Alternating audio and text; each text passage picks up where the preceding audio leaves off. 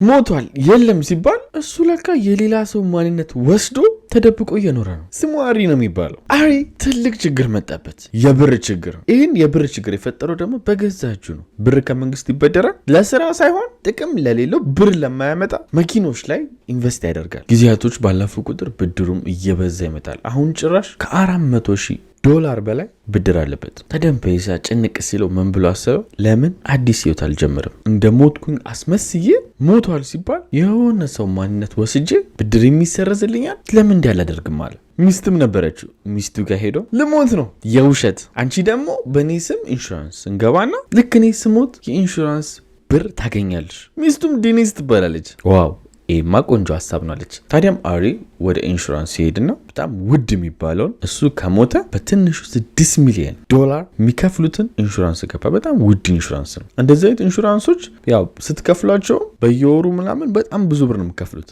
እንደ አቅማችሁ ነው ማለት ነው። ታዲያም አሁን ትልቅ ችግር መፈጠር የሚጀምረው ከዚህ በኋላ ነው። አሪ የውሸት ሞቷል እንዲባል ልክ በሱ ቁመት ያለ እሱን የሚመስል ሰው ሬሳ ያስፈልገዋል። በቀላሉ ደግሞ ሬሳ ማግኘት አይችልም። ስለዚህ ሰው ለመግደል ያስባል። ወደ ፍለጋም ገባ። ዞር ዞር ማለት ጀመረ። አንድ ሱፐር ማርኬት ውስጥ የሆነ ሰው አየ። ያ ሰው እዛ ሱፐር ማርኬት ውስጥ ቴክኒሻል ነው። ትንሽ ከአሪን ጋም የመቀራረብ ነገር አለው። በደንብ አይመስልም ግን የመቀራረብ ነገር አለው። አሪም ጠጋ ብሎ ይህንን ሰውዬ እኔ የምሰራው እንደዚህ የራሴ የሆነ ድርጅት አለኝ፣ እዛ ድርጅት ውስጥ ቆንጆ ብር ከፍላለሁ፣ አብረን እንስራ ይለዋል። ይህ ሰውም እሺ አሪፍ ነው ብሎ አሰበ። አሪ ምክንያቱም ከዛ ድርጅት ውስጥ እንዲወጣ የፈለገው እሱን ሲገለው ድርጅቱ ተቀጣሪ እስከሆነ ድረስ እሱን ማፈላለግ ይጀምራል። ምን ሆኖ ነው ምናምን ግን ከዚህ ድርጅት እሱን ካስወጣ ወደ ራሱ ድርጅት ካስገባው የሚፈልገው የለም። ለዛም ነው የራሴ ድርጅት ምናምን ብሎ ሰውየውን ያናገረው። ደግሞ ምን ማየት ድርጅት የለውም። ታዲያም ይሄ ሰውዬና አሪ ተቀጣጠሩ። በቃ እኔ ስራዬን ከዚህ አቁሜ አንተ ጋር መስራት ጀምራለሁ ብሎት ማለት ነው። እናም ቀኑ ደረሰ። የመጀመሪያ ቀን እስከሆነ ድረስ ደግሞ መጀመሪያ እቤት መተን ነው ማውራት ያለብን ብሎት አሪ ቤቱ እሱን መጠበቅ ጀመረ። ሰውየውም በተባለው ቀን አልመጣም። ጠበቀው፣ አልመጣም። ጠበቀው፣ የለም። በዚህ ማሪ በጣም ያደራል። ድጋሚም እዛ ሱፐር ማርኬት ይሄዳል። ሌላ ተቀጣሪም ይፈልጋል። አንድ ሰው ደግሞ በጣም ትኩረቱን ይስባል። ጀስቲን የሚባል ልጅ። ጀስቲን ገና እድሜው 20 ዓመቱ ነው። አሪ ይሄንን ልጅ አናገሩ። እዚህ ከምትሰራበት እጥፍ ከፍላለሁ፣ የራሴ ድርጅት አለ፣ እዛ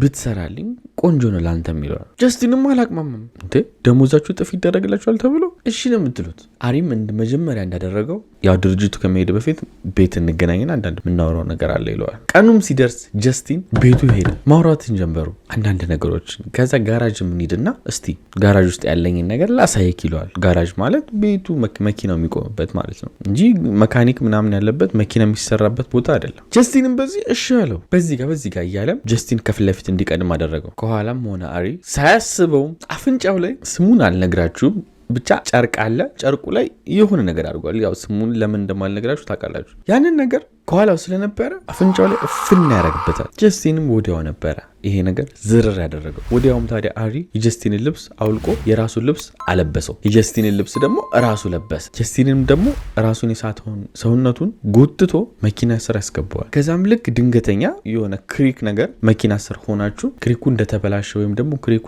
ተሰብሮ መኪናውን እናንተ ላይ እንደወደቀ አድርጎ ጀስቲን ላይ አሪ ይህንን መኪና ይጥልበታል። ጀስቲንም በዚህ ጸጥ ይላል። ይህንን ካረጋገጠ በኋላ አሪ ያው የጀስቲንን ልብስ ለብሷል። ቦታው ላይ ቤንዚል ያርከፈክፋል። በደንብ እንዲያያዝ የቀረው ቦታ የለም ቤንዚልን ሲያርከፈክፍ። ከዛም ውጭ ወጥቶ ለኮሰው ቤቱ። ከዛ ቦታም ብን ብሎ ጠፋ። ከዛም ሚስትየው ቀጣዩን እርምጃ ወሰደች። የአሪ ሚስት ምን ማድረግ ያው እዛ ጋር እሳት ተነስቷል። ለፖሊሶች ወይም ለእሳት አደጋ መደወል። እሳት አደጋ ደርሶም እሳቱን እስከሚያጠፉት ምናምን የጀስቲን ሬሳ ማንነቱን መለየት እስከሚያቅታችሁ ድረስ ነዷል። እናም እዚህ ጋር እሳት አደጋ ሰራተኞች የመሰላቸው ባለቤቷ አሪ እንደሞተ ነውና አይዞሽ አላት። እሷም ወይኔ ባሌ ምናምን ብላ አስመሰለች። አሪ ግን በዚህ በኩል የጀስቲንን ማንነት ወስዶ ሄዷል። ጭራሽ ሁሉ ጀስቲን ጸጉሩ ጎልደን ነውና እንደሱ ለማድረግም ቀለም ሁሉ ገዝተዋል። በአካባቢውም ያሉ ሰዎች ጀስቲንን እሱ እንዳልሆነ ስለሚያውቁ ሊለዩኝ ይችላሉ ብለው የእሱን ማንነት መታወቂያ ብቻ ይዞ ከዛ ከተማ ወደ ሌላ ከተማ ሄደ።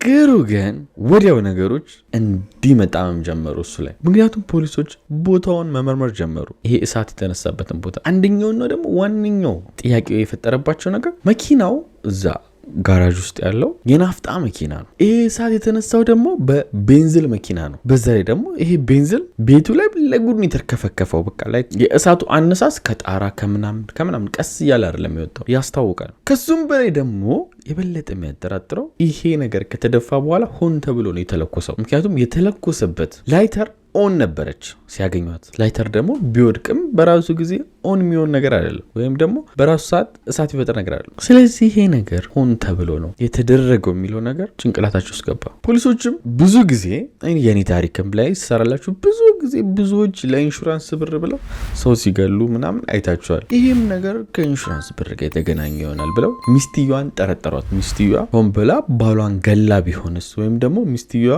ኢንሹራንስ የቤት ኢንሹራንስ ገብታ ቤቷን ሆን ብላ እያቃጠለች ቢሆንስ፣ ከዛ ተጨማሪ ብር ለማግኘት ቢሆንስ ብለው አሰቡ። ሁለት ነገር ማለት ነው። አንደኛው ባሏን ገላ ሊሆን ይችላል፣ ሁለተኛው ደግሞ ሆን ብላ ቤቱን ያቃጠለች የሚለው ነገር። ሄዶም ሲጠይቋት የኢንሹራንስ ብር ኢንሹራንስ ገብተሻል ወይ ሲሏት፣ የምን ኢንሹራንስ? ኧረ እኔ ኢንሹራንስ አልገባም። እሺ የሞተው ባልሽ እሱስ ኢንሹራንስ ነበረ ወይ ሲላት፣ ኧረ የለውም አለች። ትልቅ ስህተት። ምክንያቱም ፖሊሶች በቀላሉ ሊያውቁት የሚችሉት ውሸት ነው። ስላላመኗትም ወደው ሄደው ቼክ ሲያደርጉ የ6 ሚሊዮን ኢንሹራንስ አሪ እንደገባ አወቁ። የሆነ ነገር ፖሊሶች እንዳለ አውቀው ግን ማስረጃ ስለሌላቸው ፖሊሶች ግራ ገብቷቸዋል። ግን ጠርጥረዋል። ሚስትየዋን ለመያዝ የሚያበቃ ግን ማስረጃ የላቸው። በዚህ በኩል ግን ሌላ የበለጠ የሚያጠራጥር ነገር ይገኛል። ምክንያቱም ያሉት የሰለጠነ ሀገር ሰው ሲሞት እንደ አፍሪካ ብድግ ተደርጎ ሞቷል ተብሎ አይቀበርም። ይጣራል። ማንነቱ ሺህ ጊዜ ራሱ ቢሆን ሬሳው ይጣራል። ሲታይ ሬሳው ብዙ ገና ምርመራ ሳይጀምሩ ብዙ የሚያጠራጥር ነገር አዩ። የመጀመሪያው አሪ ንቅሳት ነበረበት። ያ ንቅሳት የተባለው እጁ ላይ ነው፣ ቀኝ እጁ ላይ። እዚህኛው ሬሳ ላይ ደግሞ ግራ እጅ ላይ ነው ያለው አነስ ያለ ታቱ። ተቃጥሎም ቢሆን ሬሳው ይታያል እሱ። ሌላኛው ደግሞ ሬሳው ገና ልጅ እንደሆነ የ20 ዓመት ልጅ እንደሆነ ያስታውቃል። አሪ ደግሞ ለ40 የተጠጋ ሰው ነው። እቺ ነገርማ ያጠራጠራል ብለው መመርመር ጀመሩ። አሪ ደግሞ በዚህ በኩል የጀስቲን ማንነት ይዞ ተደብቆ እየኖረ ነው። ከሚስቱ ጋር ሆኖም በደብቅ እያወሩ ነው። ስለ ቀብሩም ደግሞ ይነግራታል። እስቲ ቀብሬ ላይ ማን እንደሚመጣ አያለው፣ እንትና ይመጣ ይሁን እንትና አይመጣም እያለ መታዘብም ጀምሯል። ሚስቱም ደግሞ ጓደኛ ከእንትና እኮ አልመጣም እሱ ድሮም እንደማይቀብረኝ አውቃለሁ እያለ ብቻ እንዳይነቃባቸው ነገሮች ሁሉን ነገር በአሪፍ ሁኔታ እያስኬዱ ነው በእነሱ ቤት። በዛ ላይ ደግሞ ጀስቲን የሚኖረው ከቤተሰቦቹ ጋር። ቤተሰቦቹ ጀስቲን ጠፋ ብለው እንዳያስቡ የጀስቲን ስልክ ስላለው በጀስቲን ስልክ ለእናቱ ቴክስት ያደርጋል። እናቴ እንዳታስቢ ሌላ ሀገር ለስራ ሄጄ ነው ብሎ። እናትየውም ደግሞ ይህን ቴክስት አይታ ትደውላለች፣ አይነሳም፣ ትደውላለች፣ አይነሳም። ጥያቄ ግን ፈጠረባት። ይሄ ልጅማ በሰላም እንደዚህ አይጠፋም ብለው። አሪ ግን እስካሁን ማንም የያዘው የለም። ታዲያም በዚህ ሁኔታ በቃ አመለጥኩ ተገላገልኳል። ግን ፖሊሶች ሬሳው የአሪ እንዳልሆነ በምርመራ ሙሉ ለሙሉ አረጋግጠው ይሄ ሬሳ የማን ነው የሚለውን እያፈላለጉ ነበር፣ ግራ ገብቷቸው። በዚህ በኩል ግን እናትየዋ ለፖሊሶች ልጅ የጠፋ ብላ ሪፖርት አደረገች። ስንት ዓመቱ ነው፣ ቁመቱ ምን ያክል ነው ምናምን ብሎ ስጠይቋት ከሬሳው ጋር ተቀራረበባቸው። ቆይ እስቲ ለማንኛውም ብለው ከእናትየዋ የዲኤንኤ ቴስት ወስደው ከሬሳው ጋር መረመሩት።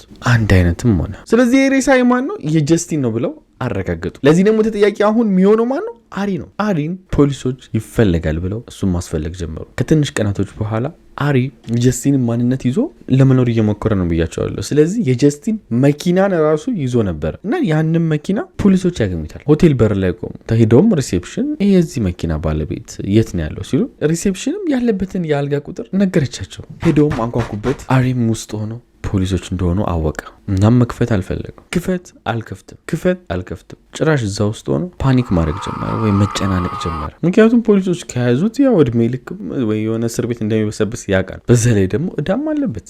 ዞር ሲልም ታዲያ የገዛው መሳሪያ ነበር። ይህን መሳሪያም ወስዶ አደረገ ራሱ። ሚስትየው ደግሞ ለዚህ ነገር ምንም እንኳን ተባባሪ ብትሆንም ማስረጃ ስለሌለ ሚስትየው በነፃ ተለቀቀች። ብር ግን የኢንሹራንስ ብር አላገኘችም። ምክንያቱም ራሳችሁን ጸጥ አድርጋችሁ የኢንሹራንስ ብር አይከፍላችሁ። የዛሬም እውነተኛ ታሪካችን ይህን ይመስላል። ላይክ ማድረጋችሁ እንደረሱ። ወዳችኋለሁ። ባይ